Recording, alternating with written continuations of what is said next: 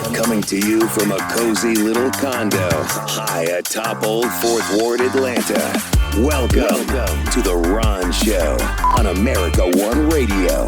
Here's your host, Ron Roberts. All right, and a happy early weekend to you. Thank you for listening, whether it's on the America One Radio app, AmericaOneRadio.com, on demand at ProgressiveVoices.com, the Progressive Voices app. Over the weekend, we do have a weekend version of the show there, or via podcast. We appreciate that. So, I don't know how many of you watched the debate last night, but by now, as you're waking and turning on your phones, getting your social media feeds rolling, you're seeing probably what is pretty accurate.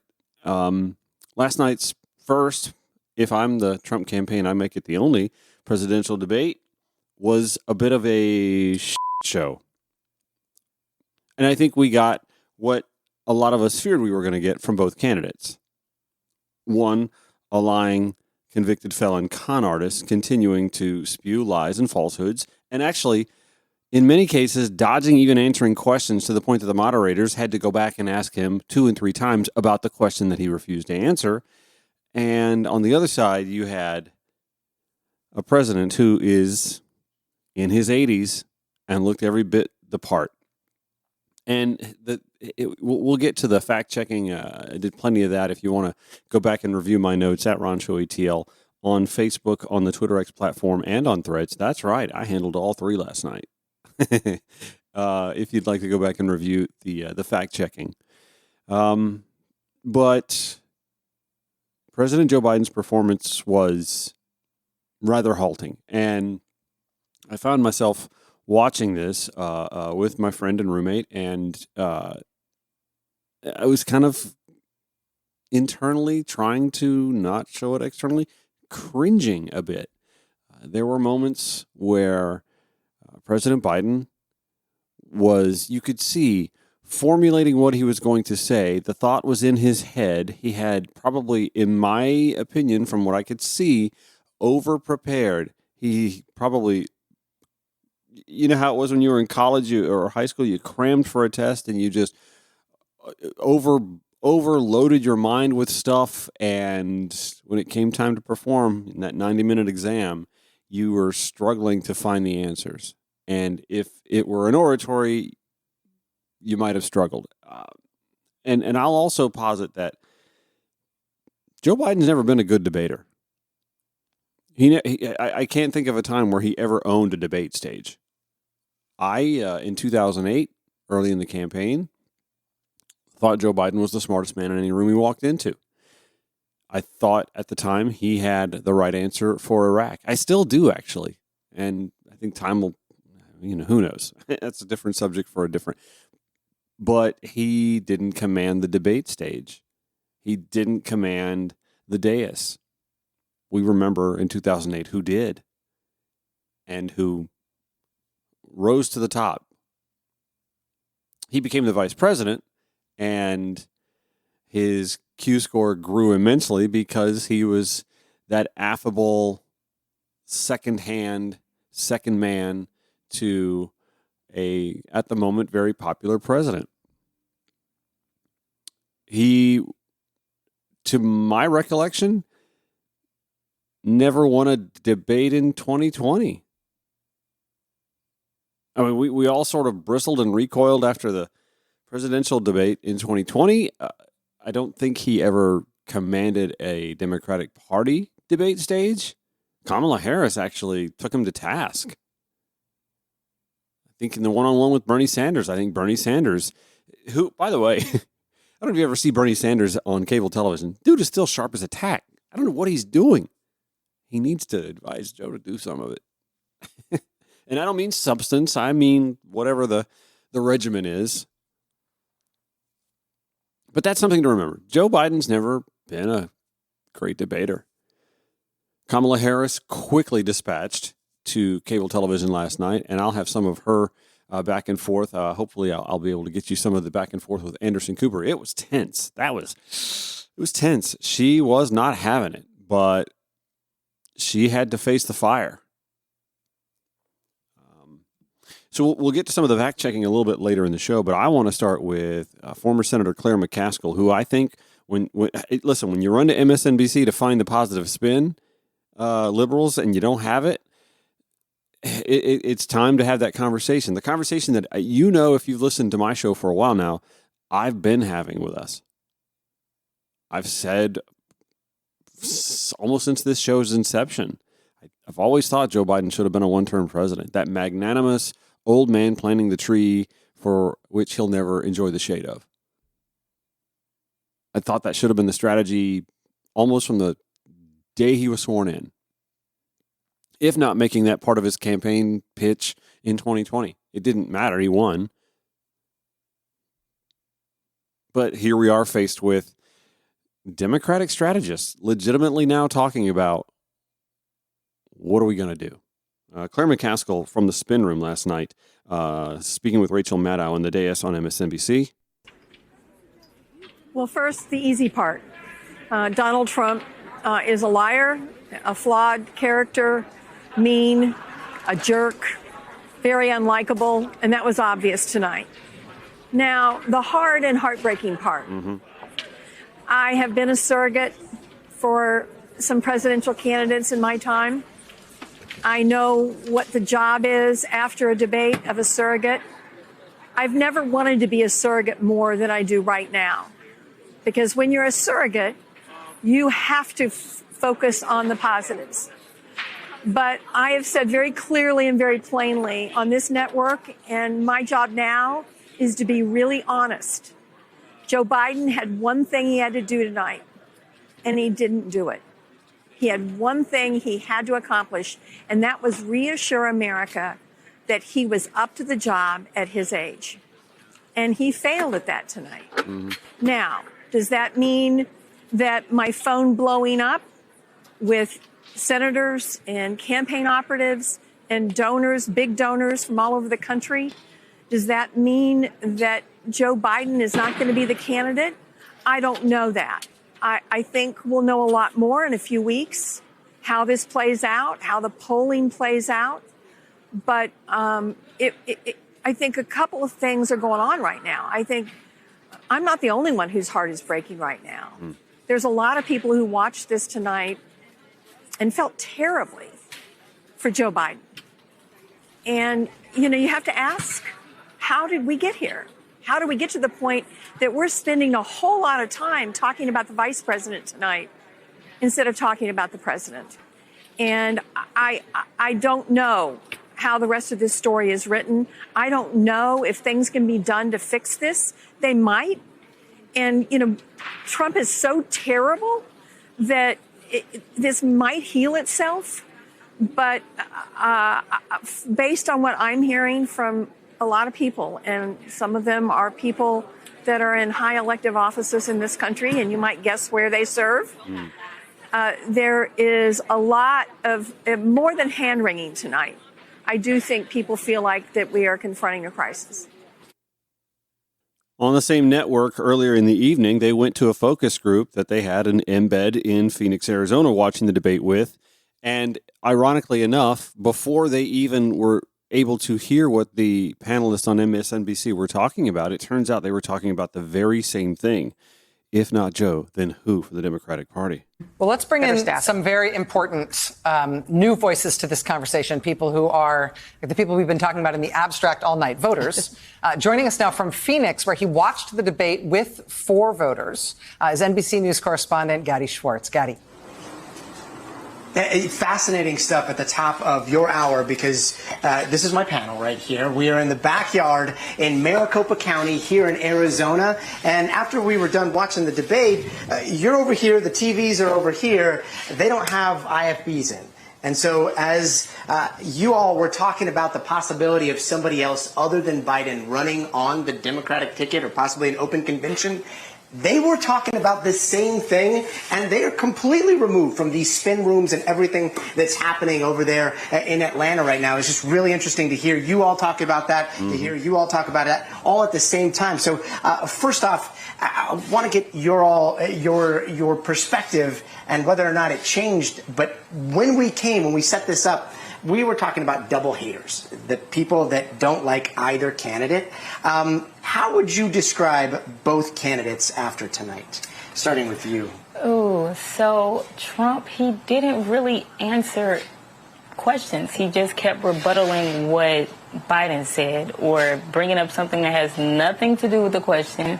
Biden, he was trying to answer the questions, but he also was trying to rebuttal Trump as well when he was, coming at him about things that has nothing to do with the question, like, golfing or things like that. Yeah, I saw, Jillian, Yeah. I saw you get pretty heated when they started talking about golf. Yeah, because why are you talking about golfing? This is a political debate about real. presidency and how are you going to be in the office, how is it going to be.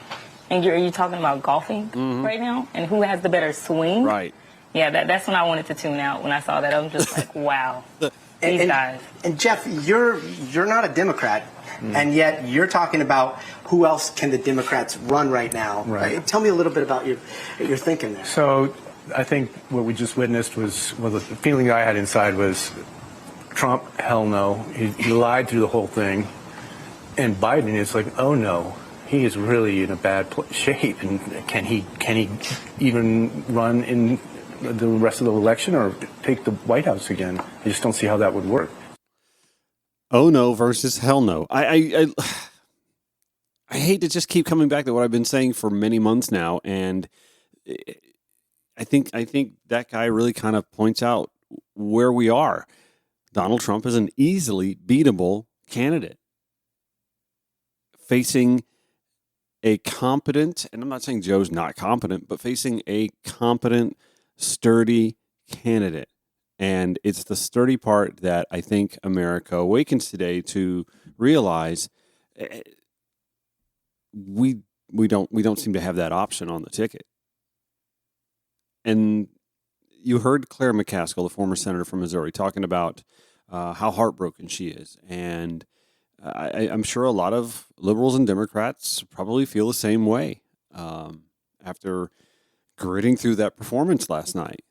It's not that anybody wants to be mean or cut them off at the knees or anything. It's not that at all. It's not about policy. It's about the party kind of sticking to this Lifetime Achievement Award problem that I think that they've been saddled with since 2016.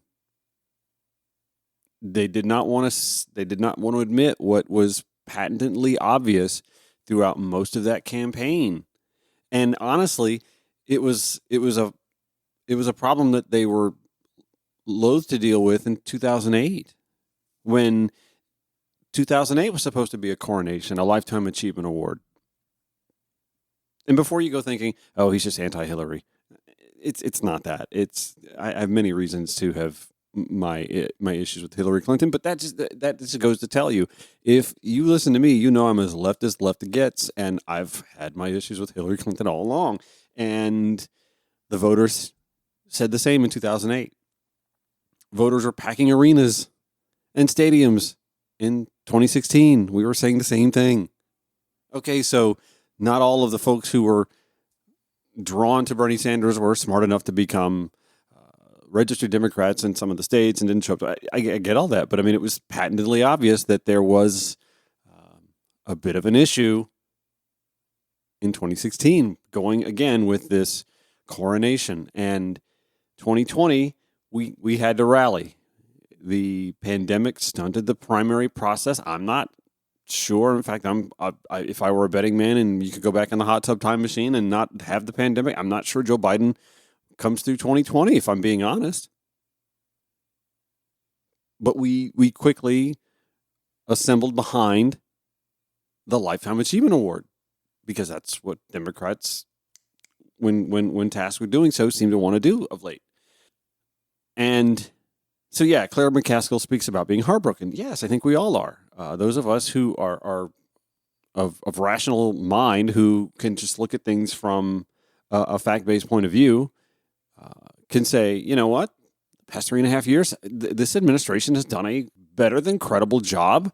When you boil out the spin, are there missteps? Yes, obviously, but there are a lot of things to be proud of. Kamala Harris was dispatched to cable news last night to remind everybody of all the things that this administration has done. But it's about all the things this administration has done, and it's not just been one singular person. I will say this, I thought she was magnanimous in continuing to focus on Joe Biden being the reason behind this administration's successes. God bless her for that. But I also kind of think that at some point in time, the campaign, the party, needs to start elevating her. And there was a lot of talk about that on cable news last night. Suddenly she's become way more important in this campaign than she was before. I agree 1,000% if that's the route the party's going to take, to lean on the Kamala part of the Harris part of the Biden-Harris brand. We'll give you some of that audio from Kamala appearing both on CNN. I don't even want to share what she did on MSNBC because, first of all, for whatever reason, I think the CNN interview rattled the vice president's office a little bit, and they may have felt, well, listen, if CNN ain't safe turf, then we don't feel so good about MSN either. And they limited her appearance to just a few minutes, a couple of questions, and then she took off after a contentious back and forth with Anderson Cooper on CNN. So I'll get you that CNN back and forth. I just don't see much point in sharing the MSN conversation because, again, it was two questions. It was Rachel, it was the vice president, and it was essentially Rachel just kind of setting the ball on the tee and letting the vice president go on her spiel. I mean, that's literally what it was. There's just no point in really in airing that. So give me just a second here. Gonna go get another cup of coffee. It's gonna be one of those days, y'all. And we'll continue this conversation. Again, you can see a lot of the fact checking I did on the debate last night during the debate, like in real time at Ron Show ATL on Facebook, the Twitter X platform, Threads. You can also follow at Ron Show ATL on Instagram if you'd like. I don't do much there, but occasionally. I will say if Kamala Harris ever had ambitions to be president or maybe saw an opportunity to step in and take the mantle, she did not show it last night. She was very loyal to President Biden after his shaky debate performance. Here's a little back and forth with she and Anderson Cooper on CNN in the immediate aftermath. CNN is reporting Democratic lawmakers watching the debate were worried about the president's performance. One said it was a disaster. Another called it a train wreck. Those are Democrats especially worried that Biden did not punch back on Trump's lies. Listen, people can debate on style points, but ultimately this election and who is the president of the United States has to be about substance. And the contrast is clear. Look at what happened during the course of the debate. Donald Trump lied over and over and over again, as he is wont to do. He would not disavow what happened on January 6th. He would not give a clear answer on whether he would stand by the election results this November. He went back and forth about where he stands on one of the most critical issues of freedom in America, which is the right of a woman to make decisions about their own body. He has been completely ambiguous and all over the place about where he stands on that issue, despite the fact that he hand-selected 3 members of the United States Supreme Court with the intention that they would undo the protections of Roe v. Wade. And that's exactly what they did. And just 3 years ago, we commemorated the 2-year anniversary of Dobbs, wherein women across our country have been denied emergency health care, all that may suffered be true. miscarriages All that to may the be point true. that But the president of the United States was not important. able to make that case to Donald Trump on the stage tonight. I mean, you debated against then Vice President Vice President Biden 4 years ago, and he was a very different person on the stage 4 years ago when you debated him. That's certainly true, is it not? Anderson, the point has to be performance in terms of what a president does. She's not wrong, but that is also spin. That's what she's there to do. A president who incites an insurrection against the Capitol. No, but I got the point that you're making about a 1.5-hour debate tonight. I'm talking about 3.5 years of performance in work that has been historic. But whether is that it be the man who we saw on the stage tonight? Is that the person you see in meetings every day? The person that you saw on the debate stage that has, for the last 3.5 years, up until today, performed in a way that has been about, whether it be in the Oval Office, negotiating bipartisan deals so that we have an infrastructure, a real infrastructure plan where we're putting trillions of dollars on the streets of America to upgrade our infrastructure. An infrastructure program, by the way, that never came up in conversation. And that's part of the problem, Madam Vice President. Whether it be the person I see in the Oval Office who is meeting with heads of the military and the intelligence community and in the Situation Room, ensuring the safety of America. The person I see in Joe Biden on the world stage, convening world leaders who often ask for his advice, most recently just during the G7 conference. So I'm not going to spend all night with you talking about the last 90 minutes when I've been watching the last 3.5 years of performance. That is artful spin. And she's not making a point that I disagree with. I'm just saying that is a masterful spin on what was a terrible performance by her ticket mate. Obviously, I mean, you can't honestly say, I mean, can you say that you are not concerned at all having watched the president's performance tonight?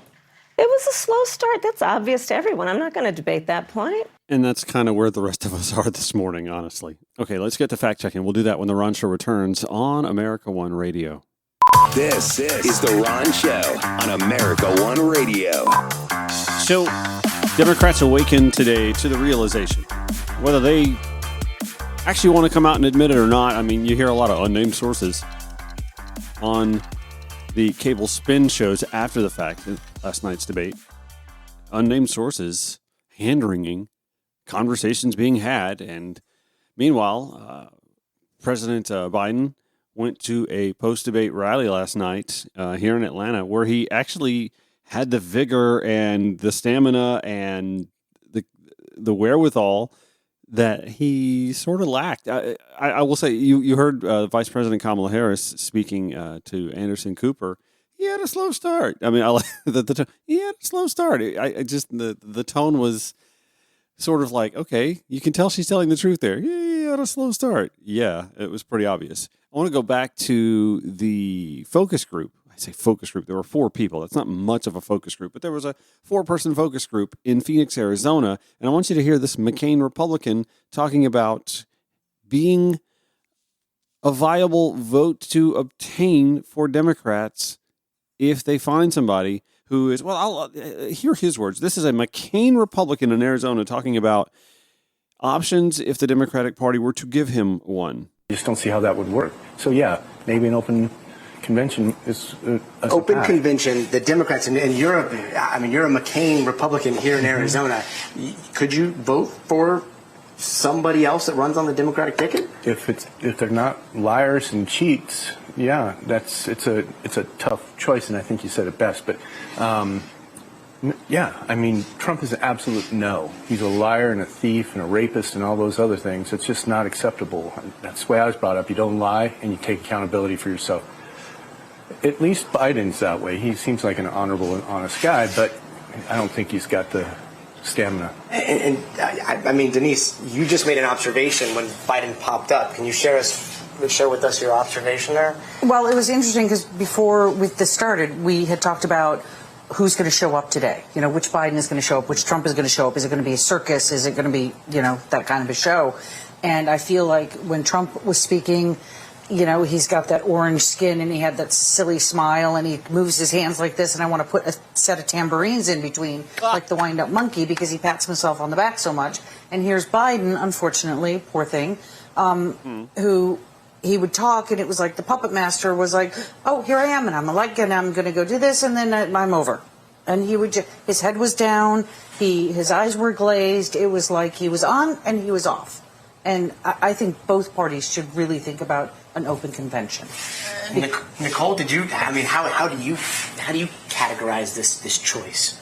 I mean, it's like Sophie's choice, but reverse. I don't want to make either choice because I was not surprised by their performance at all. Trump acted like Trump, Biden acted like Biden, and that's why I'm frustrated with where we are today. Okay, so I promised I'd do some fact-checking here. Before I do, let me play some audio from CNN's Daniel Dale, their resident fact-checker, who weighed in on the many Trump falsehoods. The Trump list, it is way, way longer. So deep breath. He said some Democratic states allow people to execute babies after birth, an egregious lie that is illegal in every state. He said everybody, even Democrats, wanted Roe v. Wade overturned. Roe was supported by 2/3 of Americans, even more Democrats. He said every legal scholar wanted Roe overturned, abortion returned to the states. Legal scholars have told me directly this is not true. He said the U.S. currently has the biggest budget deficit ever. No, that happened under Trump in 2020. He said the U.S. currently has a record trade deficit with China. That also happened under Trump in 2018. He said Biden personally gets a lot of money from China. Zero evidence of this. He said there were no terror attacks during his presidency. In fact, there were multiple attacks. He said Iran didn't fund Hamas, Hezbollah, other terror groups under his presidency. Iran, in fact, did. He said Biden wants to quadruple people's taxes. That is pure fiction. He said the U.S. has provided way more aid to Ukraine than Europe had. It's actually the opposite. He said the U.S. has provided about $200 billion in Ukraine aid. It's closer to $110 billion. He said 18 or 19 million people have crossed the border under Biden. That is millions too high. He said many of these migrants are from prisons or mental institutions. His own campaign cannot corroborate this. He said Biden has only created jobs for illegal immigrants. Total nonsense. He said Nancy Pelosi turned down his offer of 10,000 National Guard troops on January 6th. There's no evidence she even got such an offer. It was the president, not Pelosi, who had the power to deploy the D.C. Guard. He said Pelosi now acknowledges she turned down the troops. No, her office tells me this claim is still a lie. He said he deployed the National Guard to Minneapolis in 2020. Actually, that was the Democratic governor. He spoke of, quote, ridiculous fraud in the 2020 election. Zero evidence of any widespread fraud. He said NATO was going out of business before he took office. Completely, clearly absurd. He said the U.S. was paying 100% of NATO before he came along. The U.S. made up about 71% of NATO defense spending, not 100. He said he, not Biden, is the one who lowered insulin prices in Medicare. He did it for some seniors, but Biden did it for far more. He said Biden indicted him. Again, no evidence Biden has had a personal role in any of these 4 prosecutions. He said Europe takes no U.S. cars. Just not true. He spoke of food prices quadrupling under Biden. That's a wild exaggeration, though they are up. He said Biden made up the idea he called dead service members suckers and losers. No, the Atlantic magazine reported that, and then former Trump Chief of Staff John Kelly corroborated it. He said Biden called black people, quote, super predators for 10 years. Biden never once deployed that phrase, let alone for 10 years, though he did at least once speak of, quote, predators without specifying it was about black people. He said his Trump tax cut was the largest in U.S. history. Not true, though, in fairness, Biden also said this. Trump said China and others stopped buying from Iran under him. China never stopped. He revived his pet lie, I don't know how many times I've done it, that he signed the Veterans Choice Program into law. Barack Obama did that in 2014. Trump signed an expanded version in 2018. And finally, Trump said Biden got rid of that Veterans Program. Biden has not done that. One thing that Trump kept going back to was putting abortion back in the hands of the states. I've always wondered why Democrats don't push back on that more than they do. Well, if you want to make this more of a local issue, you want to bring it to this. Why the states? Why stop at the states? Why not go to the county? Why not go to the city? Why not go to the homeowners association? If you really want to get local about it, or why not just go to the folks that live on the street for the people affected? Or why not you just go right to the home of the people affected? Or if you really want to make it hyper local, why not just let the woman involved decide? Why stop at the state? Why is it that the state gets to weigh in? And by the way, we've noticed that red, blue, otherwise, when folks go to vote for reproductive choice, that's exactly what they do. Red, blue, independent, overwhelming support in Kansas. Who expected that, right? It's going to be on the ballot this November in Florida. Expect similar outcomes, if not more, in favor of reproductive choice than even folks in Kansas appear to vote for. Ohio, the same thing. I said this last night in some of the fact-checking and live tweeting and whatnot, Facebook, Twitter, X, and Threads. I did that on Threads as well, at RunShowATL. If Trump wants to let states decide, like Ohio and Kansas did, the vote of the people he kept speaking about, he should let each state hold referendums. Go on. My friendly combatant from Conservative Talk Radio, Austin Rhodes, chimes in. He said, I believe you said that. Let the voters decide. Here's the thing. Republicans don't want to we can't seem to put that referendum on the ballot in Georgia. It's easy to do at the local level, but constitutionally in the state of Georgia, it's near impossible to do it. Anyway, Austin continues. He's right about the 7 states with no limits. Biden better avoid that one, or the Pope is going to whack him on the knuckles. He's talking about the president being a Catholic, which listen, anyone who has followed Joe Biden's career with regards to this very issue knows that Joe Biden has played the nuance to avoid making it sound as if he is personally, first of all, he's not a woman, so okay, that he's not personally a fan of people using abortion as birth control. I think he's been pretty clear on that for many years.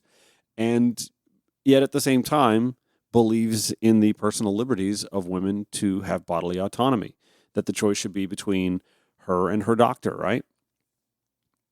To which I said something to Austin about, ask any doctor in the field why no limits is infrequently but sometimes necessary. And then Austin says, well, that comes under the life of the mother, right? Trump said it for the record. He doesn't support banning abortion pills. I said, if it comes under the life of the mother, then Trump bringing up such extreme scenarios makes no sense except to use such horrific decisions for political gain. Hard to say it's not ghoulish to do so. Some more of Donald's falsehoods. He made up the suckers and losers, so he should apologize to me right now. Four-star general standing to your side who was on your staff who said you said it, period. That's number one.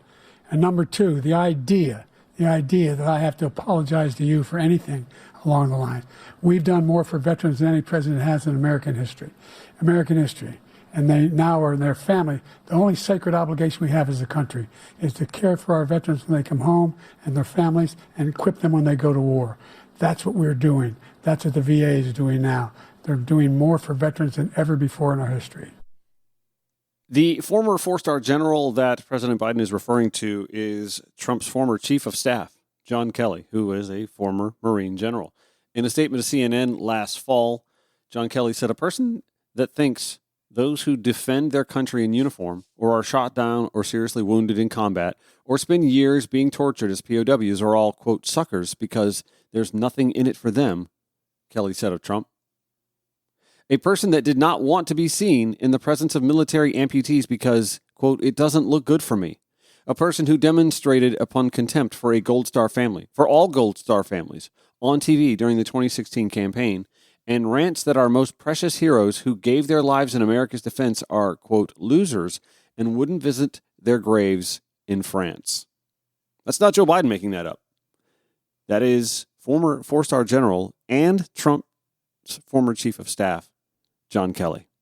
Looking back chronologically, I can see where, Donald Trump spoke, of course, about inflation, because that is something that, if you want to attribute to this current president, would be a weak spot for this president, except he doesn't mention the fact that, and Biden did, he talked about the fact that the reason there was no inflation when he took office because the economy was on its back, that he left, of course, the economy in tatters over his handling of the pandemic. But something else Donald Trump also did, and this is to me where a sharper Joe Biden would be able to say this, Trump leaves out the fact that he worked out a deal with OPEC for 2 years where OPEC and domestic oil providers are going to be throttling back on production through April of 2022.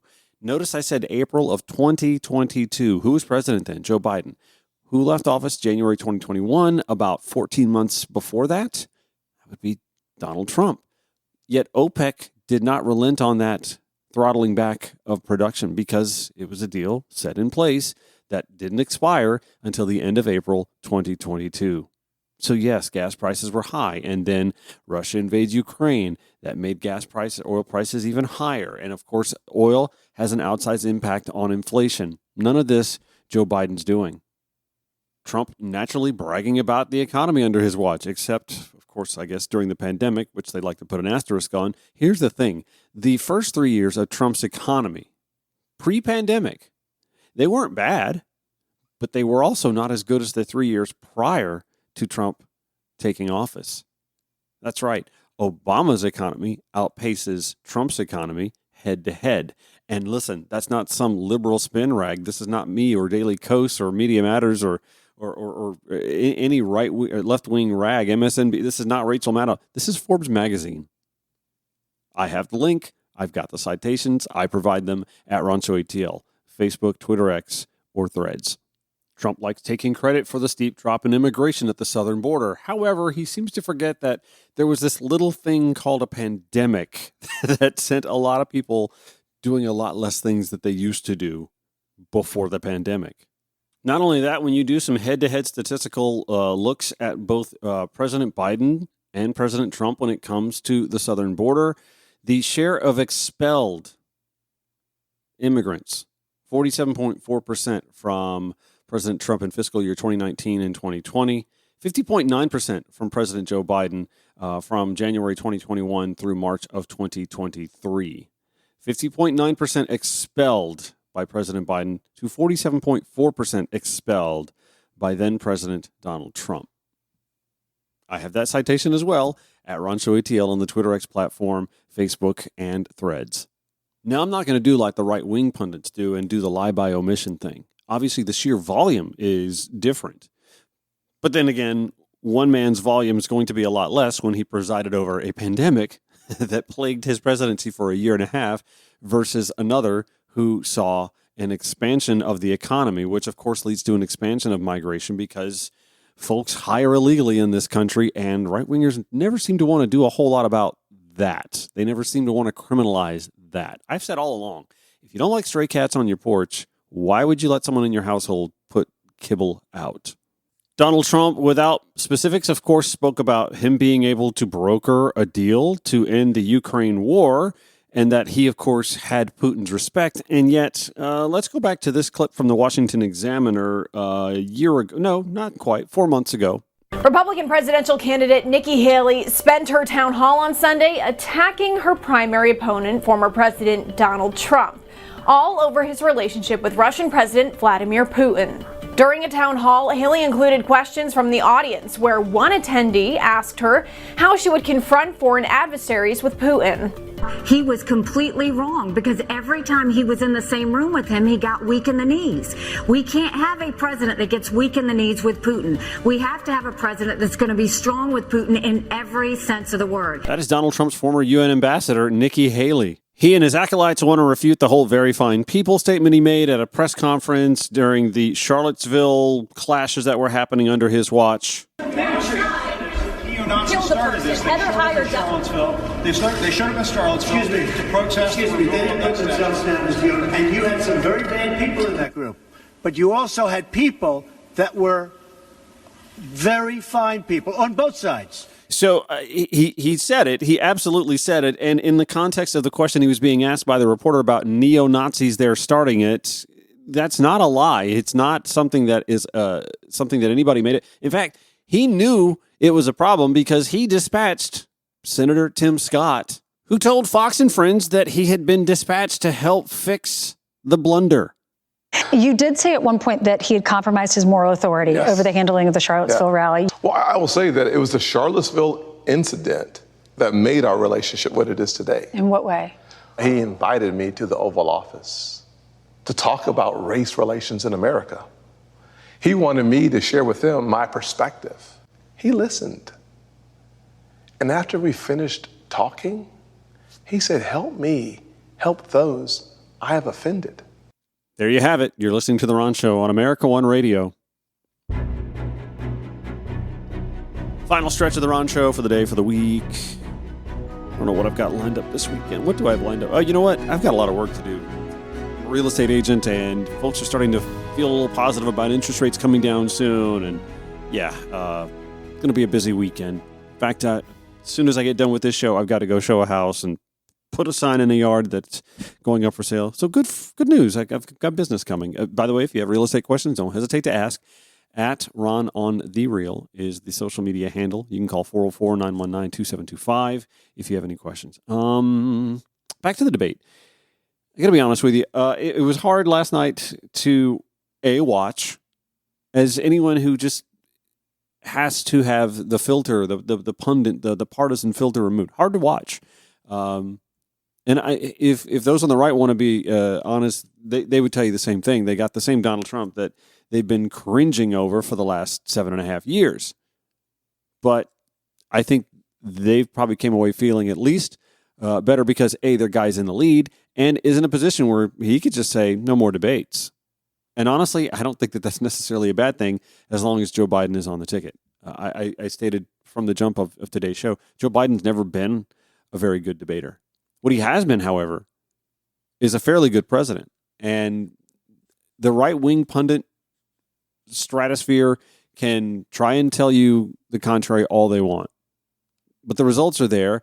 And in some cases, as I mentioned before, Joe being the old man planting for trees that he'll never see the shade of, he's done a lot of that. Mark Hamill, yes, that Mark Hamill, tweeting, "One off night doesn't change the fact that Joe Biden is the most legislatively successful president in our lifetime. One off night also doesn't change the fact that the former guy is a convicted felon, serial liar, and adjudicated rapist who is unfit for any office, period." And so I think maybe the one thing that strategically works in Democrats' favor, and I'll be honest with you, there should be heads rolling in the Biden-Harris campaign, decisions that were made. The one decision that may actually benefit Joe Biden, if he's still on the ticket, and I assume he will be, in November, is that this debate happened on June 27th and not October 27th. Because the point being, there's time to recover from this. There were those who seemed to be internalizing inside Axios that he was overprepared. I believe I said as much. Completely overprepared. It just seemed as if he was prepared for the wrong debate even. I'll share some of that feedback from Axios. David Doak, who is a former Democratic media consultant, campaign manager, all over Twitter. "I'm a Biden guy, but unless there is a huge turnaround and soon there will be a huge universal call for a new candidate in an open convention, the Biden staff has some answering to do to put him in this position." MSNBC pulling the plug on Reid, "You're a goner." Tweeting again last night, "I handled almost 100 candidates in many debates. This is the worst performance I have witnessed." As bad as the debate, the post-debate coverage is dispositive. It is over. The only question is whether Biden will object to calls for his withdrawal. This debate performance was not about strategy, not about looking to the future. Biden came in with a large percentage of the public having doubts about his competence and age. His performance spoke to that. He was seriously damaged tonight. To deny fact is delusional. Early this morning, he tweeting again, "Fact, Biden was and is behind in most of the swing states, perhaps tied in a few. Many voters, a majority, had doubts about Biden's age and fitness for a second term. Biden needed, and we all expected him to step up, but he instead delivered a historically poor performance. Instead of removing doubts about his age, he reinforced voters' fears. Even worse, his worst performance was early when most viewers were watching. In my opinion, this is not recoverable." Again, that's David Doak, a former Democratic media consultant and campaign manager. From Axios, a disaster, according to one former Biden administration official.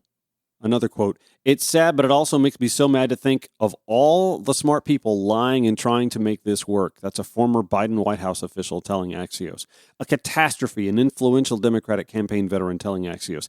DEFCON 1 moment. That's David Plouffe, former President Obama campaign manager on MSNBC. "The concern level is quite high." Biden's former White House communications director, Kate Bedingfield, on CNN. "It was a really disappointing debate performance from Joe Biden. He was overprepared and relying on minutia when all that mattered was vigor and energy," one person on Biden's orbit telling Axios. "They prepared him for the wrong debate. He was overprepared when what he needed was rest. It's confounding." A former White House official arguing that people needed to be fired, but lamented that probably wouldn't happen because Biden rarely dismisses people. Which I think is, I guess, a character trait, commendable. However, lots on the line. So here we are. And like you, I have absolutely no idea what the next 24, 48 hours, 2 weeks, 4 months even are going to bring us. But you know me. I'm here to give it to you. Sometimes unvarnished and unfiltered, even if you don't like it because you thought, I think I'm listening to a liberal progressive show. Am I not? Yes. But I try to give you the news and my perspective, even if it's not popular, within the left of center community. Hopefully that's why I stand out too, right? Anyway, thank you for listening. Show notes and more, we've got them all at ronshowatl.com. Follow us at ronshowatl on Twitter, X, Instagram, Threads, Facebook, Replay 5 to 6 p.m. today on the American One Radio app, AmericanOneRadio.com, on demand at ProgressiveVoices.com, and via podcast. Have a great weekend.